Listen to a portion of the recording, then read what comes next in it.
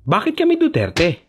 Sa mga kandidato ngayon, si Duterte lang ang may bagong plano para sa Pilipinas. Sabi nga ni Einstein, "Insanity is doing the same thing over and over again and expecting different results." Solusyon, federalismo. Sa kasulukuyang sistemang sentral, sa 100% kinita ng probinsya, 70 to 80% ang pupunta sa Kamaynilaan. 20 hanggang 30% lang ang babalik sa probinsya. Pero kung kailan, pag-iisipan pa yan. Depende kung kapartido ka. Tama ba yan? Palakasan system, lahat ng pera nasa Kamaynilaan, airport, tren, opisina de gobyerno, kongreso, at Malacanang. Kaya naman karamihan ng matitinong paaralan at trabaho andun din. Sa federalismo, sa 100% kinita ng probinsya, 20 hanggang 30% lang ang mapapapunta sa administrasyon at ang 70 to 80% ay maiiwan na upang gamitin paunlarin ang probinsya.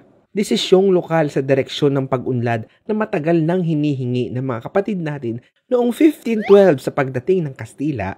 Ang lupaing ito ay tatawagin kong Pilipinas in the name of King Philip at kayong mga naninirahan dito tatawaging Pilipino.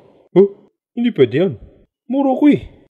Oo nga, may pangalan din kaming amin. Silensyo! Kung di kayo papayag, gera ibibigay namin. At simula noon magpahanggang ngayon, ito ang pinaglalabanan ng mga kapatid natin sa Mindanao, Cordillera at iba pa. Ito na ang tamang oras para itama natin ang mali ng kahapon. Federalismo ang sagot sa alitang ito. Kaya Duterte kami, hindi dahil uso, hindi dahil sikat. May tapang, malasakit at malaking pagmamahal sa bayan. Kaya Duterte kami.